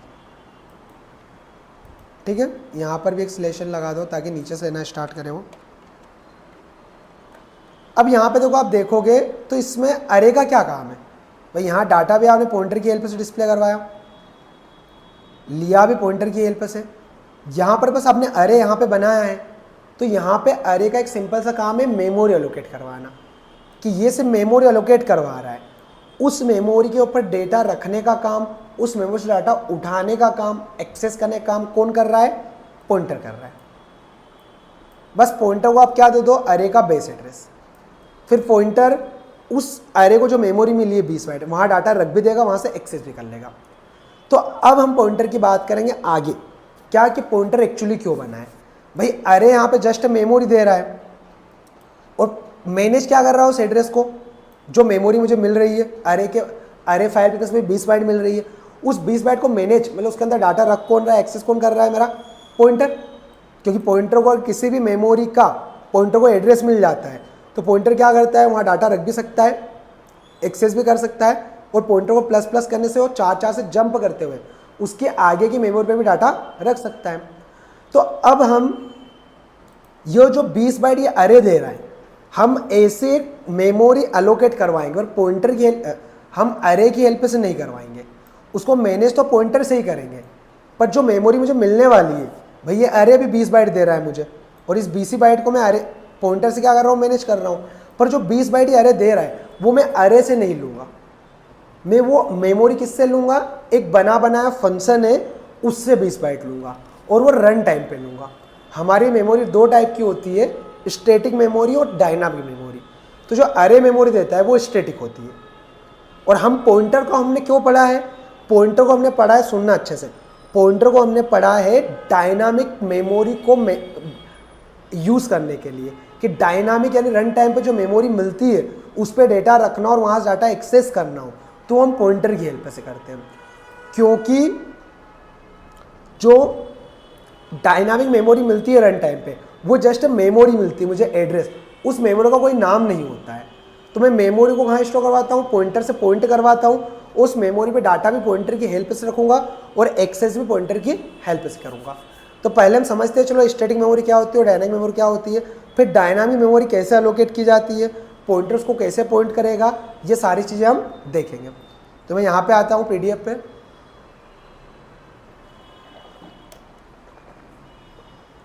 अभी तक जस्ट हमने पॉइंटर की वर्किंग देखी है कि पॉइंटर क्या क्या कर सकता है। अब देखो यहाँ पे मैं आपको बता रहा हूँ कि स्टैटिक मेमोरी एलोकेशन और डायनामिक मेमोरी एलोकेशन, मेमोरी दो तरह से एलोकेट होती है। मेमोरी जस्ट क्या होती है, स्टोरेज, जहाँ पर हम डाटा को स्टोर करते हैं। हम लिखते हैं, अभी तक हम मेमोरी कैसे एलोकेट करते हैं, इंट ए लिखते हैं तो हमें 4 बाइट मिल जाती है। इंट अगर आप ARR और ऐसे 5 लिख देते हो तो कितनी मिल जाती है आपको, 20 बाइट मिल जाती है। पर ये जो मेमोरी है ना, अभी तक की हम जितने भी अभी तक हमने प्रोग्राम बनाए वो सारे प्रोग्राम हमने बनाया वो स्टैटिक मेमोरी है, कि भाई ऐसे मुझे 4 बाइट मिलती है, ऐसे 20 बाइट मिलती है, उसको हम क्या बोलेंगे, स्टैटिक मेमोरी बोलेंगे। स्टैटिक मेमोरी ऐसी होती है जो हमें प्रोग्राम के कंपाइल टाइम पे मिल जाती है और जब तक प्रोग्राम एंड नहीं होता है तब तक वो डिलीट नहीं होती है। पर हम अब बात करेंगे डायनामिक मेमोरी की। तो स्टैटिक मेमोरी जो मैंने आपको बताया कि memories allocate eight compile time, compile मतलब जैसे प्रोग्राम को आप रन करते हो तो कंपाइल होता है पहले और हमें मेमोरी मिल जाती है स्टैटिक, और उस मेमोरी क्या बोलते हैं, स्टैटिक मेमोरी। पर जो डायनामिक मेमोरी होती है, memories allocate at run time, ये हमें रन टाइम पे मिलेगी। मतलब आपका अगर 10 लाइन का प्रोग्राम है और आपने यहाँ पर सिंटेक्स लिखा है मेमोरी अलोकेट करने का तो कंपाइल टाइम पे नहीं मिलेगी। पहली लाइन रन हुई प्रोग्राम की, दूसरी हुई, तीसरी हुई, चौथी हुई, जब 5वीं रन होगी और वहाँ पर मान लो सिंटेक्स जो डायनामिक मेमोरी एलोकेट करता हो, डायनामिक मतलब रन टाइम पे मेमोरी एलोकेट करता हो, तो जब वो 5वीं 7वीं लाइन रन होगी प्रोग्राम की, उस टाइम पे मुझे मेमोरी देगा। 20 बाइट ले सकते हैं, 40 बाइट, 50 बाइट, जितनी भी हमें चाहिए। और उस मेमोरी को आप रन टाइम पे डिलीट भी कर सकते हो। तो भाई प्रोग्राम चलते चलते मेमोरी एलोकेट करवा रहे हैं, उसको फ्री कर रहे हैं, तो हम डायनामिक मेमोरी को अच्छे से क्या कर सकते हैं, मैनेज कर सकते हैं और कम मेमोरी में ज़्यादा काम कर सकते हैं। इंटी जो हमारी स्टैटिक मेमोरी होती है उसको डिक्लेयर करने का तरीका क्या होता है, इंट ए लिखते हैं तो स्टैटिक मेमोरी मिलती है, फ्लोट बी लिखते हैं स्टैटिक मेमोरी मिलती है, केयर CH लिखते हैं तो स्टैटिक मेमोरी मिलती है, इंट ARR5 तो क्या मिलेगा, 20 बाइट मिलेगी। यहाँ पर कितनी मिलेगी, केयर CH से 1 बाइट मिलती है, आपको पता है। यहाँ पर कितनी मिलेगी, मुझे 4 बाइट मिलती है फ्लोट को भी, और इसको भी 4 बाइट मिलेगी। पर ये जो मेमोरी है ना, ये कंपाइल टाइम पे मिलती है। मतलब जैसे ही प्रोग्राम को आप रन के लिए क्लिक करो तो पहले वो कंपाइल होगा और हमें ये मेमोरी मिल जाएगी। और ये डिलीट कब होती है, जब आपका प्रोग्राम पूरा प्रोग्राम प्रोसेस कंप्लीट हो जाए। मान लो कोई सा भी एक सॉफ्टवेयर है, उसको आपने स्टार्ट किया तो उसको बहुत सारी मेमोरी मिल गई, और वो जब तक सॉफ्टवेयर एंड नहीं करोगे तब तक वो मेमोरी फ्री नहीं करेगा, तो उसको बहुत सारी मेमोरी लगेगी। पर अगर डायनामिक मेमोरी का यूज़ करोगे आप उस सॉफ्टवेयर में, तो जैसे ही सॉफ्टवेयर स्टार्ट होगा और आपको मेमोरी नहीं मिलेगी, उस सॉफ्टवेयर में आप जहाँ भी क्लिक करोगे, कुछ काम करते रहोगे, तो जैसे आपको मेमोरी की नीड लगेगी वो आपको डायनामिक मेमोरी मिलेगी, और उसका जैसे ही नीड कंप्लीट हो जाएगी उसको रन टाइम पे आप डिलीट भी कर सकते हो। ऐसा नहीं सॉफ्टवेयर को क्लोज करोगे तभी सारी उसका कैसे मेमोरी या रैम की सारी मेमोरी फ्री होगी, बीच में फ्री कर सकते हो। Size of memory is fixed and can not be changed during the program execution. अब जो स्टैटिक मेमोरी होती है ना, इसकी साइज़ भी फिक्स होती है, इसको आप रन टाइम पे चेंज नहीं कर सकते। पर इसकी साइज़ आप क्या कर सकते हो, size can be decide by user program during execution. जब आपका प्रोग्राम एग्जीक्यूट हो रहा है उस टाइम पे इसकी साइज़ को आप बड़ा छोटा भी कर सकते हो। Allocate on stack, allocate on heap. भाई जो स्टैटिक मेमोरी होती है वो स्टैक के अंदर अलोकेट होती है और ये हीप के अंदर होती है। अब स्टैक और हीप क्या होता है, अभी अगर मैं थोड़ा सा बताऊं तो जो भी जितने भी हमारे वेरिएबल बनते हैं ना प्रोग्राम के अंदर, उनकी मेमोरी के लिए क्या होता है, ऐसे स्ट्रक्चर रहता है कि एक स्टैक नाम का स्ट्रक्चर रहता है अंदर जहाँ पे हम मेमोरी एलोकेट होती है, और एक हीप नाम का होता है, सेक्शन बोल सकते हो आप, और ये रैम के अंदर ही होते हैं। तो हीप के अंदर मेमोरी किसको मिलती है? Dynamic memory. और इस स्टैक के अंदर किसको मेमोरी मिलती है? Static memory. Faster but less flexible. भाई ये जो स्टैटिक मेमोरी होती है, यहाँ पे डाटा रखना और एक्सेस करना फास्टर होता है, पर वो फ्लेक्सिबल नहीं होता है कि आप रन टाइम पे मेमोरी को इंक्रीज़ कर लो या रन टाइम पे मेमोरी को डिलीट कर दो। भाई मेमोरी डिलीट नहीं कर पाओगे रन टाइम पे, जब तक आप सॉफ्टवेयर क्लोज नहीं होगा तब तक तो आपका वो डाटा फ्री नहीं होगा। मेमोरी आपके सॉफ्टवेयर को पास रहेगी तो सॉफ्टवेयर स्लो चलने लग सकता है। पर ये क्या है? More flexible but slightly slower. थोड़ा सा स्लो एक्सेस होता है यहाँ पे डाटा रखते हो और एक्सेस करते हैं तो, बट फ्लेक्सिबल होती है। फ्लेक्सिबल मतलब रन टाइम पे अलोकेट करवा सकते हो, रन टाइम पे डिलीट करवा सकते हो। देखो, memory is automatically free when the program या फंक्शन एंड्स। भाई जो स्टैटिक मेमोरी होती है वो ऑटोमेटिकली फ्री होती है, उसको हम नहीं कर सकते। कब फ्री होती है? जब आपका प्रोग्राम एंड होता है या किसी फंक्शन को कॉल किया तो फंक्शन एंड होता है तब। पर ये क्या है? Must be free manually using free to avoid memory leaks. अब ये जो हम डायनामिक रन टाइम पे एलोकेट करेंगे, जिसके बारे में हम पढ़ेंगे अभी, और जिसके लिए हमने पॉइंटर पढ़ा है, इस मेमोरी को हमें फ्री करना ज़रूरी है। हम कभी भी फ्री कर सकते हैं, प्रोग्राम चलते चलते बीच में भी फ्री कर सकते हो, पर फ्री करना ज़रूरी है। अगर फ्री करना भूल जाओगे तो इससे मेमोरी लीक होगी। लीक मतलब वही तो ना, मेमोरी है वो बाहर जा रही है, ऐसा कुछ कोई भी चीज़ लीक होती है उसके जैसा, मतलब प्रोग्राम क्रैश होगा। अब देखो, अब हम बात करेंगे डायनामिक मेमोरी पे कि डायनामिक मेमोरी अलोकेट कैसे की जाती है। तो डायनामिक मेमोरी अलोकेट करने के लिए सी में, डायनामिक मेमोरी अलोकेट करने के लिए सी में क्या होता है? To use dynamic memory allocation we use pointers. हम क्या यूज़ करते हैं? पॉइंटर्स यूज़ करते हैं, because memories allocate at run time in the heap and we need pointer to access it. क्योंकि रन टाइम पे हमें ऐसे 20 बाइट मिल गई, एक फंक्शन के थ्रू अलोकेट करवाएंगे इसको। अब इस मेमोरी का कुछ नाम तो रहेगा नहीं, इसका सिर्फ क्या रहेगा? एड्रेस रहेगा। तो हम पॉइंटर के थ्रू क्या करेंगे? इस एड्रेस को पॉइंट करवा लेंगे, फिर पॉइंटर की हेल्प से यहाँ डाटा रख भी लेंगे और डेटा को एक्सेस भी कर लेंगे।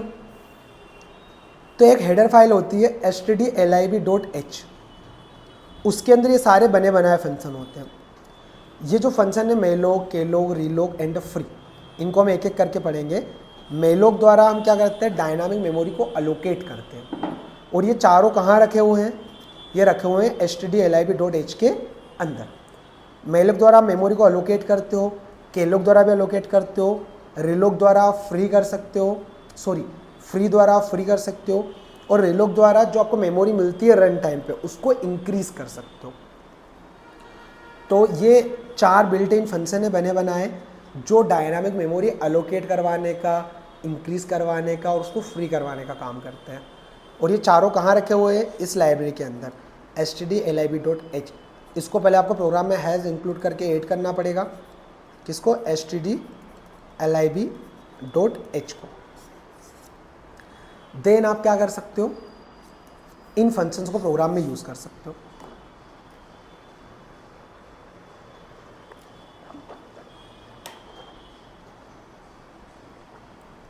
सबसे पहले हम बात करते हैं मेलोक की। तो मेलोक क्या होता है? Stand for memory allocation. इसका फुल फॉर्म क्या होता है? Memory allocation. Second, allocates single block of memory. जब भी आप मेलोक द्वारा मेमोरी मांगते हो, सिंपली ऐसा लिखो मेलोक और आप लिख दो 20 बाइट। तो मेलोक 20 बाइट लिखने से क्या होगा? मेलोक जब 20 बाइट लिखोगे कि मेलोक और इसके अंदर 20 पास कर दो तो आपको एक 20 बाइट का ही एरे देगा, ऐसा बना के। ऐसा क्या देगा? एक 20 बाइट का आपको अरे बना के देगा ये, ठीक है। 20 बाइट और 0 1 2 3 4, वो जो 20 बाइट रहेगी बाय डिफ़ॉल्ट है उसमें 20 बाइट का एक सिंगल ब्लॉक रहेगा। पर सिंगल ब्लॉक में क्या रहेगा? हम 4 में उसको डिवाइड कर सकते हैं अगर आप इंटीजर वैल्यू स्टोर करना चाहोगे तो। यहाँ पे आपने क्या कर दिया? 4 404 408 412 416, और सब जगह बाय डिफ़ॉल्ट क्या रखी रहेगी? गार्बेज वैल्यू रखी रहेगी। अगर आपने मेलोक द्वारा 20 बाइट अपलोड करवाई तो जब तक उस पर आप डाटा नहीं रखोगे तब तक वहाँ पे गार्बेज रखा रहेगा। तो अब देखो मैं यहाँ पे क्या कर रहा हूँ, इसको यूज़ करना बहुत ही सिंपल है। ये अपने अरे का जो प्रोग्राम बनाया था इसी को मैं कॉपी कर रहा हूँ, इसी में मॉडिफिकेशन करूँगा। 120 से 121 पहले मेलोक देखते हैं हम, malloc.c मैंने यहाँ पर पेस्ट किया। तो ये आपको प्रोग्राम पता होना चाहिए, malloc.c या malloc फंक्शन यूज्ड। और देखो जो ये पॉइंटर है और जो मेमोरी मिल रही है, यहाँ पर सिर्फ क्या है, जस्ट स्टोरेज है। आप चाहो तो, अभी तक हम स्टैटिक मेमोरी यूज़ कर रहे थे, आप चाहो तो इस डायनामिक मेमोरी का भी यूज़ कर सकते हो डाटा को स्टोर करने के लिए। इसका बस फ़ायदा है, इसको रन टाइम पर अपना अलोकेट करवा सकते हो, रन टाइम पे फ्री करवा सकते हैं।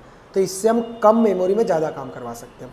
और मैंने बोला इसका यूज़ कहाँ होगा, डेटा स्ट्रक्चर बनाने में। आपको लिंक लिस्ट बनाना हो, क्यू बनाना हो, स्टैक बनाना हो, और ये पार्ट है डीएसए का। जब डीएसए आप पढ़ोगे तब आपको ये पॉइंटर बहुत यूज़ होगा। तो यहाँ पर देखना भाई, हमने वही बोला था पिछली बार, क्या बोला था कि भाई आपने यहाँ सिर्फ अरे बनाया है, बाकी पूरा काम कौन कर रहा है, नीचे पॉइंटर कर रहा है। ये देखो डेटा को एक्सेस भी पॉइंटर कर रहा है, डेटा को स्टोर भी क्या कर रहा है, इसके द्वारा पॉइंटर कर रहा है। बस अरे का क्या काम है, यहाँ पर मेमोरी को अलोकेट करना। अगर मैं इसको हटा दूँ तो अब यहाँ पर पीटीआर में अपने एक पॉइंटर बनाया। अब पीटीआर को क्या चाहिए भाई, पीटीआर को एक एड्रेस चाहिए जहाँ पर पीटीआर कुछ डाटा रख सके। तो ये ARR लिख रहे हो आप, तो यहाँ पे क्या लिखोगे आप यहाँ पे लिखोगे मेलोक, और मेलोक में आप लिख दो ऐसे 20। बस मेलोक 20 लिखने से, सुनना अच्छे से, मेलोक 20 लिखने से क्या होगा, मेलोक लिखो, ये बना बनाया बिल्ट इन फंक्शन है। ये कहाँ रखा हुआ है, यहाँ पे देखो लाइब्रेरी रीड कर रहा हूँ मैं, stdlib.h। इस मेलोक का काम क्या है कि जैसे ये लाइन नंबर 7 चलेगी, ये 20 बाइट का एक अरे बनाएगा ऐसा, जो 20 बाइट का रहेगा। आपने अगर अंदर 20 लिखा है तो 40 का चाहिए, आप यहाँ क्या लिख दो, 40 लिख दो, आपकी मर्जी। और उसका बेस एड्रेस यानी क्या है, 400 किसको रिटर्न करवा देगा, ये इस पीटीआर को। तो पीटीआर को एक एड्रेस मिल गया, ठीक है, और पीटीआर को एक एड्रेस मिल गया, और पीटीआर ने किसको पॉइंट किया है, उस 20 बाइट के सिंगल ब्लॉक को। अब पीटीआर वहाँ पर डाटा रख भी सकता है, एक्सेस भी कर सकता है। यहाँ पे क्या करेंगे हम, प्रिंट एब इंटर अरे एलिमेंट, और प्रिंट एब इंटर यहाँ पे लिख सकते हैं हम डायनामिक अरे एलिमेंट। ये क्या है, डायनामिक अरे,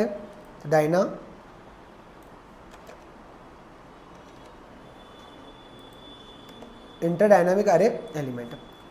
पीटीआर यानी इसको बेस एड्रेस मिला है 400। सबसे पहले हमें डाटा कहाँ जाएगा, 400 पे जाएगा, मतलब यहाँ पे चले आएगा।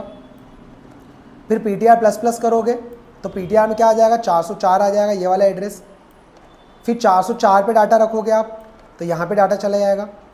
फिर पीटीआर को प्लस प्लस करोगे तो पीटीआर इसको पॉइंट करने लग जाएगा, फिर वहाँ पे डाटा रखोगे। ऐसे करते करते पीटीआर 416 पे डाटा रखेगा, और जब पीटीआर प्लस प्लस होगा तो पीटीआर में क्या आ जाएगा, 420। हमारा डाटा हमने रख दिया, कहाँ रखा है, इस मेलोक द्वारा जो मुझे मेमोरी मिली है वहाँ पे, और ये रन टाइम पे मिली है। अब देखो इस मेमोरी के साथ कुछ भी करना, आपको पॉइंटर आना चाहिए। अब डाटा तो आपने रख दिया, अब डेटा को डिस्प्ले करवाना है आपको। तो जब इस पॉइंटर को डी रेफरेंस करोगे तो पीटीआर में क्या आ गया था, 420 आ गया था। तो 420 को डी रेफरेंस करना है क्या, नहीं भाई, आपका पॉइंटर तो इसको पॉइंट किया था, फिर यहाँ पॉइंट करने लग गया था पॉइंटर आपका। अब डी रेफरेंस करोगे आप तो भाई यहाँ पे रखी हुई वैल्यू डी रेफरेंस होगी, जो क्या रहेगी, गार्बेज रहेगी। तो आपको फिर से यहाँ पीटीआर में क्या रखना पड़ेगा, बेस एड्रेस। अब कैसे रखोगे, अरे तो है नहीं, और अगर आप ऐसे लिखोगे ना यहाँ पे मेलोक 20, तो इससे क्या होगा, इससे ये होगा कि ये नई 20 बाइट एलोकेट करके पीटीआर को उसका बेस एड्रेस दे देगा। तो यहाँ तो ये नई मेमोरी को एक्सेस करेगा, हमें पुराना वाला एड्रेस चाहिए, मतलब इसी का चाहिए, तो फिर ऐसा नहीं कर सकते। इसके लिए हम क्या करेंगे, यहाँ पर जब मैंने पॉइंटर बनाया था तो एक पॉइंटर और बनाऊंगा मैं टेम्प नाम का, और मैं क्या करूँगा, जब इस पीटीआर को ये मेलोक एड्रेस देगा तो इसके नीचे ही मैं टेम्प में वो सेम एड्रेस रख लूँगा। तो पीटीआर को जो एड्रेस मिला है वो सेम एड्रेस पीटीआर मैंने टेम्प में रख लिया। टेम्प पे भी एक पॉइंटर है, ये एड्रेस स्टोर कर सकता है, तो टेम्प में वो सेम पीटीआर का एड्रेस आ गया। अब आपने यहाँ पे पीटीआर को प्लस प्लस किया है, पर टेम्प में अभी भी क्या रखा हुआ है, वो पीटीआर का के अंदर जो बेस एड्रेस मिला था मेलोक का, वो टेम्प में रखा हुआ है। तो तो यहाँ पर आप पीटीआर में क्या रख दोगे, फिर से बेस एड्रेस के लिए टेम्प रख दोगे, तो फिर से पीटीआर के पास क्या आ जाएगा, बेस एड्रेस आ जाएगा। फिर आप डाटा को क्या करवा लोगे, डिस्प्ले करवा लोगे। और ये आपने डाटा को डिस्प्ले करवाया, ठीक है। डी रेफरेंस करोगे तो पहले 400 वाला डाटा प्रिंट होगा, पहले यहाँ वाला डाटा प्रिंट होगा, फिर 404 आ जाएगा पीटीआर प्लस प्लस करने पर। फिर डी रेफरेंस करोगे 404 को, तो यहाँ पे जो डाटा रखा था वो डिस्प्ले होगा। डाटा डिस्प्ले होने के बाद अब आपको पॉइंटर को क्या करना है, अब आप चाहो तो उस डाटा को उठा के कुछ भी ऑपरेशन कर सकते हो। मैंने डाटा को जस्ट डिस्प्ले करके बताया है, आप फिर से उसको एक्सेस करो और सारी वैल्यू को सम कर लो। तो ये आप करके देखना। अब मान लो मैंने डाटा को डिस्प्ले कर दिया, अब मुझे इस मेमोरी को फ्री करना है, तो क्या लिखूंगा मैं, फ्री। ये भी एक फंक्शन है, ये कहाँ रखा हुआ है, stdlib के अंदर, और फ्री के अंदर आप ptr पास कर दो। पर जब भी आप मेमोरी को फ्री करोगे, ध्यान रखना, जब भी आप मेमोरी को फ्री करोगे तो फ्री के अंदर आपको उस मेमोरी का ये बेस एड्रेस पास करना है, तभी वो मेमोरी फ्री होगी। तो यहाँ पे आपको 400 पास करना है, यहाँ तो ptr में फिर से क्या आ जाएगा, लास्ट में 420 आ जाएगा। तो यहाँ पर एक बार फिर से आपको क्या करना पड़ेगा, फ्री करने से पहले ptr is equal to temp. ptr में क्या रखना पड़ेगा, फिर से आपको टेम्प रखना पड़ेगा और फिर उसको फ्री कर देना ptr को। तो यह आपका प्रॉपर प्रोग्राम बन चुका है। और ये मेमोरी आपने किससे एलोकेट करवाई है, मेलोक द्वारा। रन करो,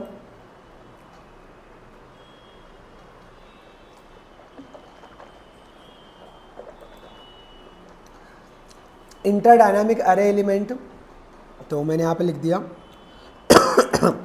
12 34 56 78 90, 12 34 56 78 90। जो डाटा आपने स्टोर किया वो डायनामिक अरे पर स्टोर हुआ पॉइंटर की हेल्प से, और ये एक्सेस भी हो रहा है। देखो थोड़ा सा समझना इसको डिफिकल्ट है, और ये पॉइंटर है, अगर अभी भी थोड़ा प्रॉब्लम आ रही है तो एक बार फिर से इसको शुरू से देखो पॉइंटर को। अब फिर से वीडियो को जितनी बार आप देखोगे ना, 1 या 2 बार देखोगे, ऑटोमेटिकली आपकी अंडरस्टैंडिंग बढ़ती रहेगी। अब देखो यहाँ पर कुछ चेंजेस करूँगा।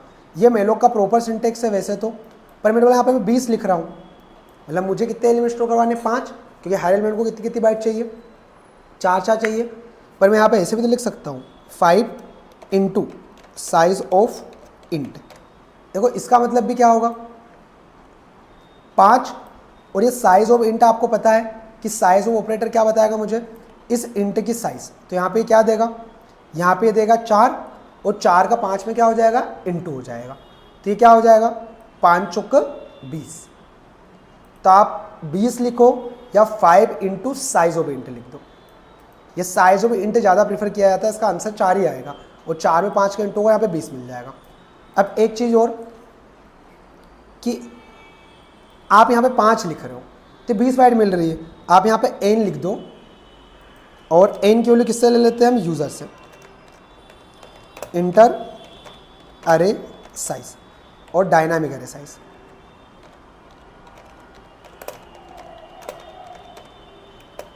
देखो इससे क्या होगा, हम इन n बनाया मैंने, और यहाँ पर n को क्या किया हमने, डिक्लेयर कर लिया। n की वैल्यू किससे ले रहे हैं हम, यूज़र से। क्या ले रहा हूँ मैं, परसेंटाइल d, और यहाँ पर एड्रेस ऑफ n। यूज़र ने मान लो क्या दे दिया आपको, 7 दे दिया, मतलब आप 7 एलिमेंट स्टोर कर सकते हो। n में यहाँ पे 7 स्टोर होगा, यहाँ पर कितनी बाइट मिलेगी, 7 इंटू 4, 28 बाइट। और 28 बाइट में आप कितने एलिमेंट स्टोर करा सकते हो, 7। अगर यूज़र ने इनपुट में दे दिया 10, तो यहाँ पर ये मेलोक कितना बड़ा अरे बनाएगा, 10 इंटू 4, 40 बाइट। एंड एक चीज़ और कि भाई ये तो आपको 40 बाइट देगा, ठीक है, और यहाँ पे आपको क्या करना पड़ेगा, n, अगर आप 7 दोगे तो फॉर लूप कितनी बार चलना चाहिए, 7 बार चलना चाहिए। यहाँ डिस्प्ले भी कितनी बार कराओगे आप, n टाइम्स, ठीक है। अगर 10 दोगे तो फॉर लूप 10 एलिमेंट को प्रिंट करना चाहिए, ये फॉर लूप 10 एलिमेंट को यूज़र से लेना चाहिए। एक चीज़ और, ये आपका प्रॉपर सिंटेक्स है, ये आपको क्या देता है भाई, 20, 40 या 50 बाइट देता है। पर वो बाइट आप किस पे स्टोर कर रहे हो, पीटीआर में, और पीटीआर किस टाइप का है, इंट टाइप का। तो आपको जो एड्रेस मिलेगा उस एड्रेस के आगे आपको यहाँ पे लिखना है इंट पॉइंटर। ये हम क्या कर रहे हैं भाई, टाइप कास्टिंग कर रहे हैं कि भाई जो आपको 20 बाइट या 40 बाइट मिलेगी वो किसकी में कन्वर्ट हो जाए, इंटीजर एड्रेस में कन्वर्ट हो जाए। देन पीटीआर में असाइन हो। ठीक है, तो ये सबसे बेस्ट प्रैक्टिस है। और अब आपका ये प्रॉपर प्रोग्राम है, जो जितने आप साइज दोगे इतने एलिमेंट स्टोर करेगा और उतने एलिमेंट क्या करेगा, ये डिस्प्ले करेगा। मैंने इसको रन किया,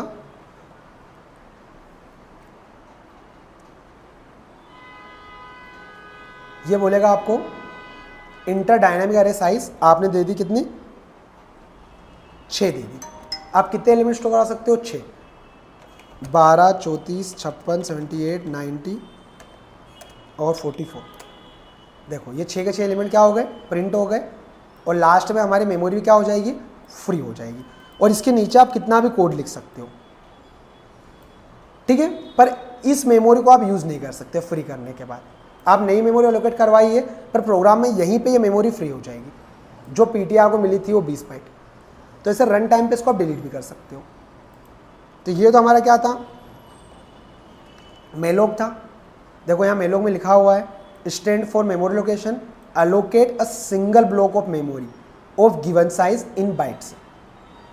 क्या अगर मेलोक में 20 देते हो तो 20 बाइट का एक सिंगल बॉक्स देता है। साथ में return a pointer to the first byte of allocate memory, और पॉइंटर में क्या रिटर्न करवाता है ये आपको, इस फर्स्ट बाइट का एड्रेस, जो आप कहाँ स्टोर कर लेते हो, ये आपने स्टोर किया है कहाँ पे, पीटीआर में। तो मेलोक आपको फर्स्ट बाइट का बेस एड्रेस स्टोर देगा और आप पॉइंटर में स्टोर करते हो, और फिर पॉइंटर के थ्रू वहाँ पर डाटा रखते भी हो और पॉइंटर के थ्रू डाटा को एक्सेस भी करते हो।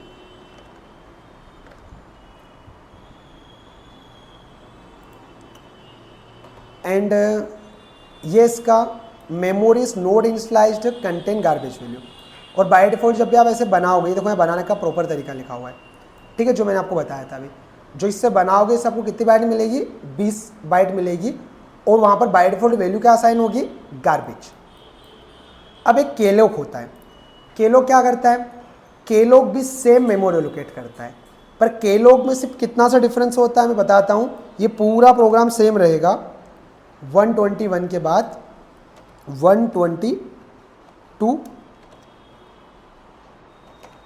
केलोक.c पेस्ट किया। भाई केलोक भी पूरा इसका भाई है, यहाँ पे सिंपली आपको क्या करना है, केलोक करना है। अब जब यहाँ पे केलोक लिखोगे तो केलोक के अंदर 2 आर्गुमेंट पास होते हैं। एक तो ये कि आप कितने एलिमेंट स्टोर करवाना चाहते हो, उसके बाद लगाना पड़ेगा आपको कोमा। ये पहला एलिमेंट केलोक के अंदर कि आप कितने एलिमेंट स्टोर करवाना चाहते हो, n, और कितनी कितनी बाइट के, तो 4-4 बाइट के। अगर आप 10 दोगे तो 4-4 बाइट के ये केलोक क्या करेगा, 4-4 बाइट के 10 ब्लॉक बना देगा।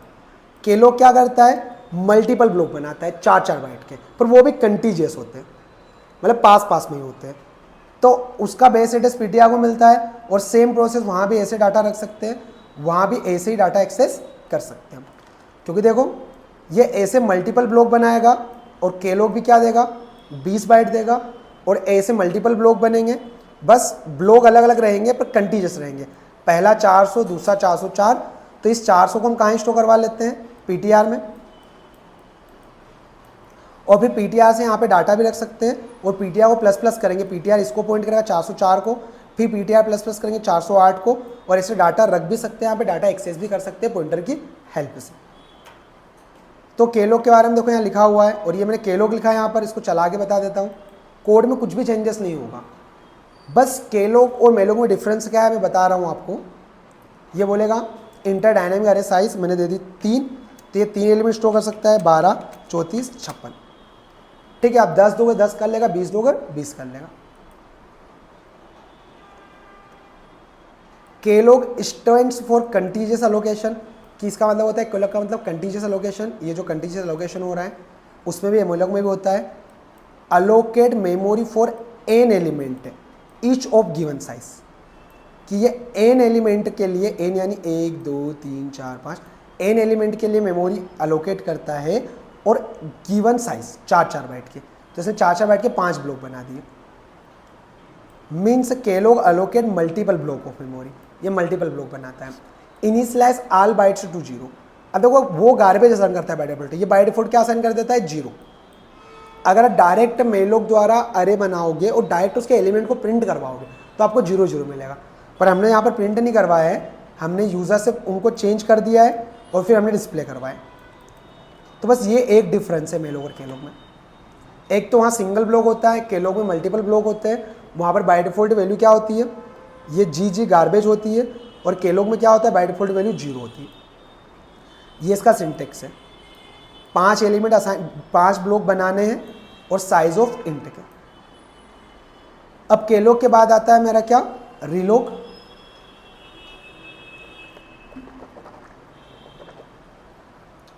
अब रिलोक क्या करता है, रिलोक क्या करता है, मैंने बोला मेमोरी को इंक्रीज करता है।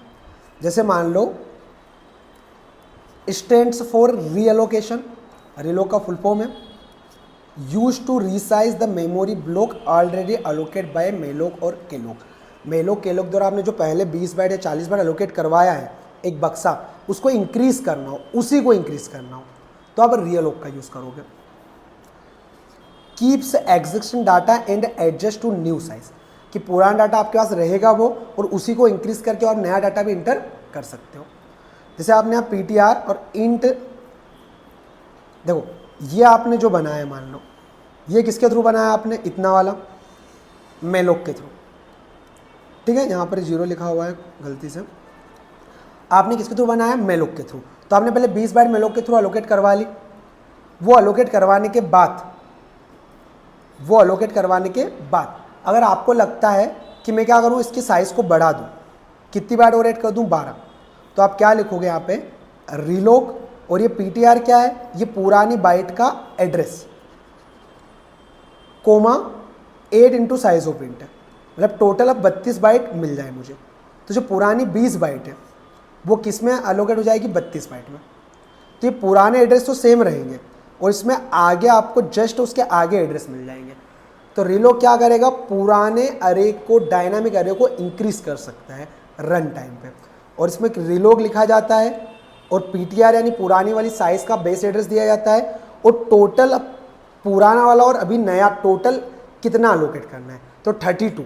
तो 32 में पूरा 32 नया नहीं रहेगा, 32 में 20 बाइट तो पुराना ही रहेगा क्योंकि आप पुराने वाले को इंक्रीज कर रहे हो, और ये 12 बाइट क्या आ जाएगा, नया आ जाएगा।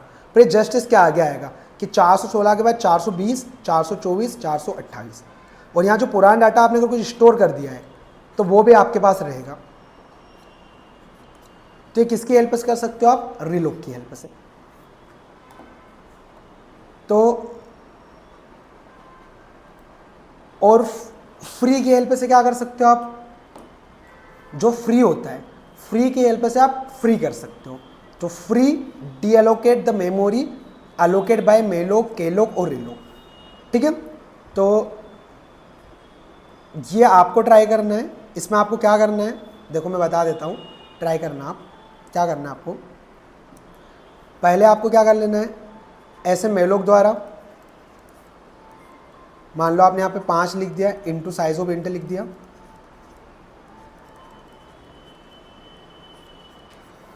ऐसे मेलोक द्वारा मेमोरी एलोकेट करवानी है, उसको पीटीआर में स्टोर करवाना है। फिर आप इसके एड्रेस प्रिंट करवा के देखना पीटीआर को क्या क्या मिले। फिर आप क्या करना, पीटीआर इज इक्वल टू, यहाँ पे कुछ भी कोड वर्ड लिखना, डाटा स्टोर करवाना। फिर आप क्या लिखना यहाँ पे, टाइप कास्टिंग इंट एस्ट्रिक रियलोक, और यहाँ पे क्या पास करोगे, पीटीआर यानी ये वाला, और इस पीटीआर को जब पास करो तब इसमें इसका बेस एड्रेस होना चाहिए, आगे वाला नहीं होना चाहिए। और नई बाइट कितनी चाहिए अपने को, 8 इंटू साइज ऑफ इंट, ठीक है। अब इस पीटीआर से तुम डाटा एक्सेस करना, तो आपको पुराना डाटा भी मिलेगा और इसमें नया भी स्टोर कर सकते हो, ठीक है। तो बिगिनर लेवल पे हो तो पहले से ट्राई मत करना, कोई ज़रूरत नहीं है, बट अगर आपको पहले से थोड़ा बहुत आता हो तो आप ट्राई कर सकते हो। फ्री क्या करेगा, मेमोरी को फ्री करता है। ये यहाँ पर तीनों में डिफरेंस है, मेलोक, केलोक और रिलोक में। तो जो मैंने बताया वही डिफरेंस रहेगा। आप क्या करना, इसको पढ़ लेना, आपको ये नीचे मिल जाएगा, मतलब पीडीएफ डाउनलोड कर लेना, ठीक है। मेमोरी कहाँ मिलती है, इनको हीप में मिलती है, डायनामिक आपको पता है तीनों को, और यही चीज़ें तीनों के बारे में। यहाँ पर एक और देख लो, टाइप्स ऑफ पॉइंटर, कि पॉइंटर 4 टाइप्स के होते हैं। एक होता है नल पॉइंटर। नल पॉइंटर किसको बोला जाता है, सुनना अच्छे से। एग्जाम्पल है, नल पॉइंटर का मतलब होता है कि अगर आपने एक इंट पॉइंटर बनाया ptr,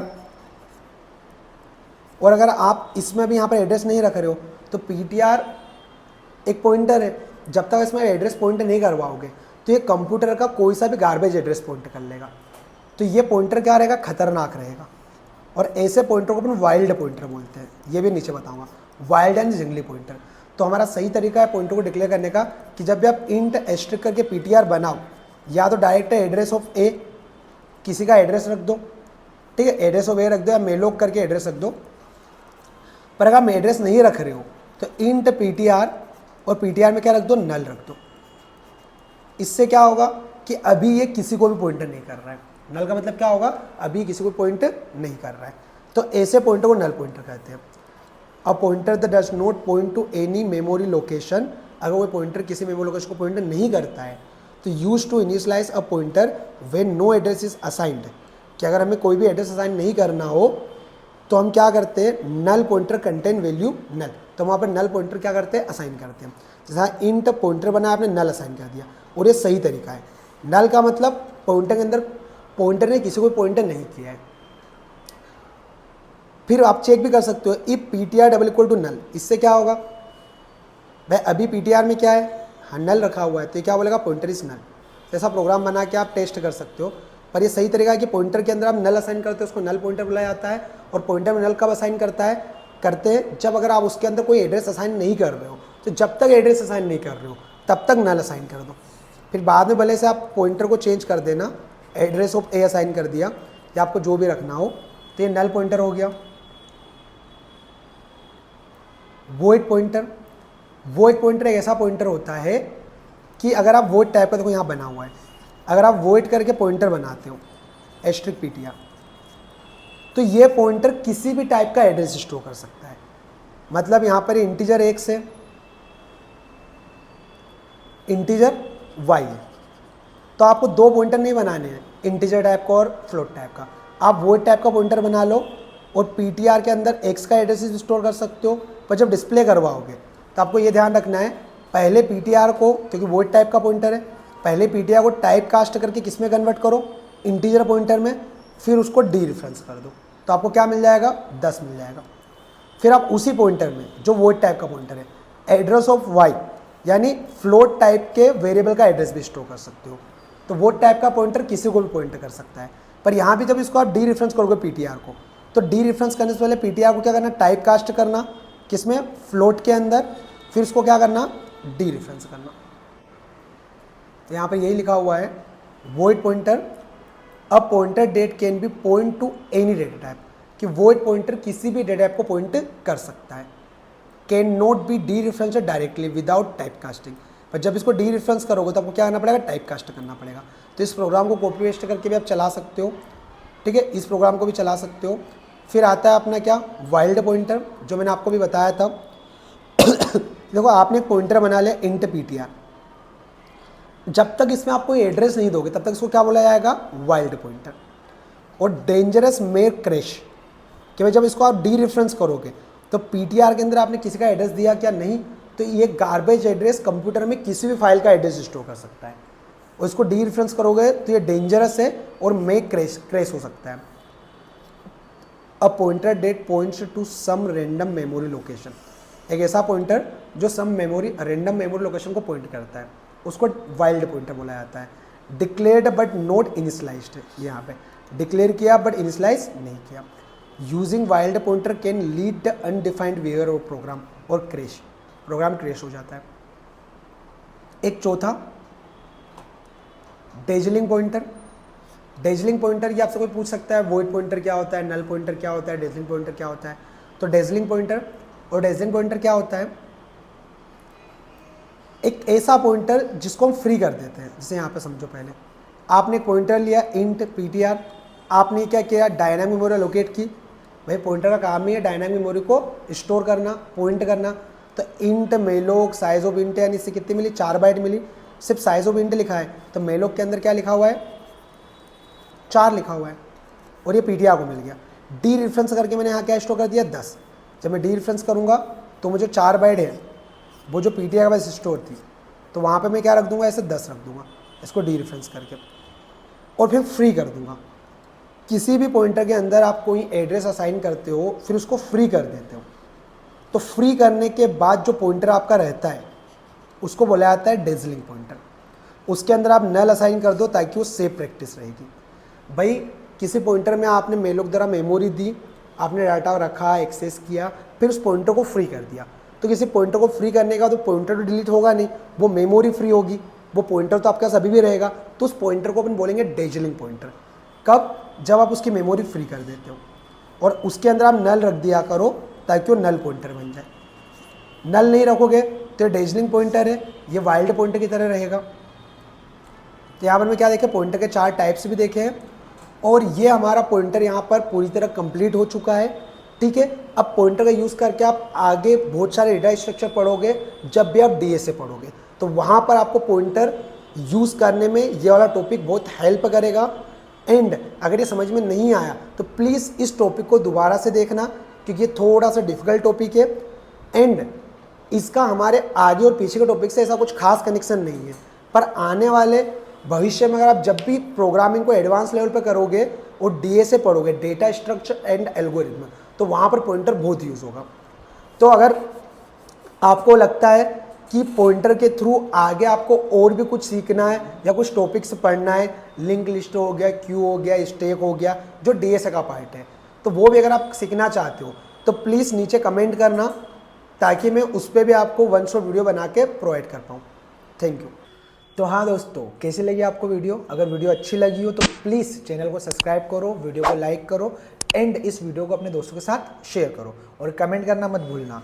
एंड एक और नेसेसरी या ज़रूरी इन्फॉर्मेशन कि हमारे यहाँ ऑनलाइन एंड ऑफलाइन मोड में बहुत सारे कोर्सेज करवाए जाते हैं, लाइक C++, जावा, पाइथन से फुल स्टैक, जावा से full stack, web development, data analysis. तो अगर आप भी इसमें किसी कोर्स में एनरोल करना चाहते हो या आपका कोई दोस्त इस कोर्स में एनरोल करना चाहता है तो नीचे दिए गए नंबर पर मैसेज कीजिए। एंड थैंक यू, मिलते हैं हम नेक्स्ट वीडियो में।